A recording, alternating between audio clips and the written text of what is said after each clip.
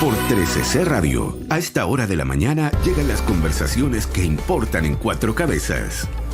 Comentábamos el caso de la comuna de Algarrobo, donde el alcalde está acusado de defraudar al municipio por 1.000 y tantos millones de pesos, pero siempre ha existido esta tesis que las municipalidades en general son un hoyo negro, pocos se han metido a investigar ahí, y que, dicen, si uno empieza a hurgar, va a encontrar. Para conversar de eso estamos con María Jaraquemada, directora ejecutiva de Chile Transparente. María, ¿qué tal? Muy buenos días. Hola, buenos días, Quique, ¿cómo estás? Bien, ¿y tú cómo estás? Muy bien, bueno, un hecho tras otro estas últimas semanas, sí, pero todo bien. Sí, Chile poco transparente, podríamos decir. ¿Ah? Pucha, así parece, o quizás excesivamente transparente y se descubre rápido. También eso es el lado positivo. El lado positivo. Y que no es poco, es verdad eso. Sí. Es mejor lo saber que no saber. Oye, cuéntanos, las municipalidades, se investigan poco, hay mucho margen discrecional para el uso de recursos, hay mucha plata ahí dando vueltas. Mira, efectivamente los municipios tienen ciertas particularidades. Primero, que son bastantes municipios, son 346 municipios, y por lo tanto mantener una misma línea conductora o un solo control, como ocurre con el gobierno central, es mucho más difícil de hacer. Por lo tanto, ya ahí tenemos una mayor dificultad porque hay mucha diversidad. Segundo, efectivamente se ha visto que los alcaldes y alcaldesas tienen bastante poder de toma de decisión. A veces el Consejo Comunal no es el contrapeso que deseáramos, ya sea porque no tiene todas las facultades o a veces tampoco las ejerce por temas políticos. Y por otro lado, hemos visto que efectivamente en temas de transparencia y rendición de cuentas, las municipalidades han estado bastante más al debe que otras entidades públicas. Entonces, se da como una mezcla de atributos que finalmente terminan favoreciendo que este tipo de actos se puedan cometer, porque la verdad es que es bien impresionante que esta persona haya estado durante varios meses sacando todos los meses plata, mandándolas a otras cuentas sin que nadie se haya levantado ninguna alerta y se haya podido robar 1.000 millones de pesos. Entonces, eso demuestra que efectivamente hay una falta de control que tiene que ver también quizás con que, por ejemplo, los alcaldes o alcaldesas a veces nombran a personas de su confianza en ciertos cargos clave y que no ejercen ese rol de control interno preventivo, y cuando la Contraloría llega tarde porque el control de la Contraloría está hecho expresamente para que sea posterior. Ese es un buen punto. ¿A quién controla las municipalidades? ¿Cómo el mecanismo de controles aleatorios o están sujetos a controles permanentes? Porque uno tiene la idea que el aparato público es bien burócrata porque hay muy poco margen para hacer cosas porque todo lo fiscaliza la Contraloría, etcétera. Pero no sé si la municipalidad es lo mismo, ¿no? La fiscaliza la Contraloría, pero efectivamente menos que el gobierno central. O sea, hay muchos menos actos que van a toma de razón, como ocurre con el gobierno central, por ejemplo, con las compras públicas y las licitaciones, que sobre cierto monto en el gobierno central van a toma de razón. Entonces, hay menos control. Y bueno, está el Consejo Comunal, pero el Consejo Comunal son personas que no están de dedicación exclusiva, muchas veces incluso se les esconde cierta información o no se les da tanta información. Ya hemos visto, por ejemplo, en el caso del municipio de Las Condes, que al Consejo Comunal se le dijo algo y se dijo otra cosa, o también en el municipio de Santiago. Entonces hemos visto que efectivamente muchas veces ese Consejo Comunal no es capaz de ejercer ese control adecuadamente como se quisiera. Y por otro lado, todos los municipios debieran tener unidades de control interno, que son como una especie de contraloría interna, que nosotros es deseable que tengamos eso, que tengamos como una suerte de auditoría interna que nos vaya levantando las alertas o gestión de riesgo interna. Pero lamentablemente a veces esas personas no gozan de la autonomía quizás o de todo el poder político, por así decirlo, para levantar los puntos sin ser removidos. Entonces yo creo que ahí hay un tema de profesionalización de los municipios que es bastante relevante y que quizás hemos dejado de lado, además de medidas de integridad, que por ejemplo la Comisión Engel fue el tema al que más le dedicó recomendaciones, y la verdad es que el avance hasta ahora ha sido poco.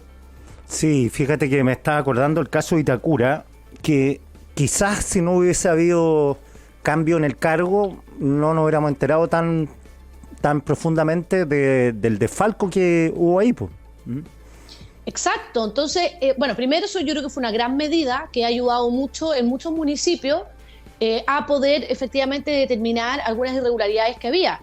Y por otro lado, yo creo que efectivamente se requiere más transparencia y rendición de cuentas también de muchas materias, porque a mí me parece increíble que cuando hay cambios de gobiernos a veces en los municipios, el alcalde o alcaldesa entrante dice, oiga, a mí me dijeron que me entregaban el municipio con 100 y la verdad es que tengo menos 50. Entonces, ¿cómo? Y supuestamente los municipios por transparencia activa tienen que publicar sus rendiciones de cuentas, su ejecución presupuestaria, etcétera. Entonces, ¿cómo puede ser que efectivamente esa información no se condiga con la realidad? Entonces, yo creo que ahí uno puede hacer un mejor ejercicio de entrega de información. Ahora, yo quiero aclarar que igual hay un proyecto de ley que entró a tramitación el año pasado por distintos parlamentarios transversalmente, que ha sido apoyado por el gobierno en el último tiempo y que ya está para discutirse en la sala de la Cámara de Diputados.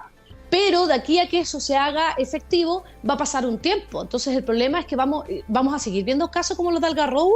Esa es la duda que uno le genera y la preocupación que uno le genera. No solo el de Algarrobo, está en cuestión Santiago, está en cuestión Las Condes, estuvo en cuestión la gestión pasada en Vitacura, está en cuestión Recoleta. Hay varios municipios en la región del Maule donde también hay personas en prisión preventiva por el caso Cuentas Corrientes. Claro, y estas licitaciones luminarias, eso te iba a decir, estas licitaciones que todos presumimos que hay comisiones, por decirlo, coimisión, por decirlo de manera elegante, que están dando vuelta y desde hace mucho rato, o sea...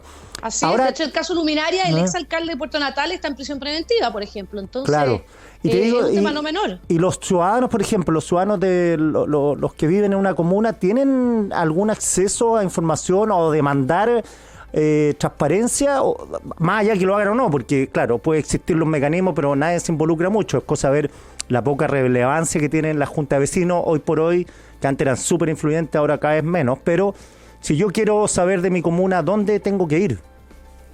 Bueno, todas las comunas tienen obligación de publicarse esta información por transparencia activa. Yo creo que el problema es que la transparencia que concebimos en el año 2008, cuando se dictó la ley, yo creo que hoy día es insuficiente. O sea, necesitamos profundizar en ella y hay un proyecto de ley hace muchos años en el Congreso para tratar de actualizar, modernizar esa ley a estándares de hoy.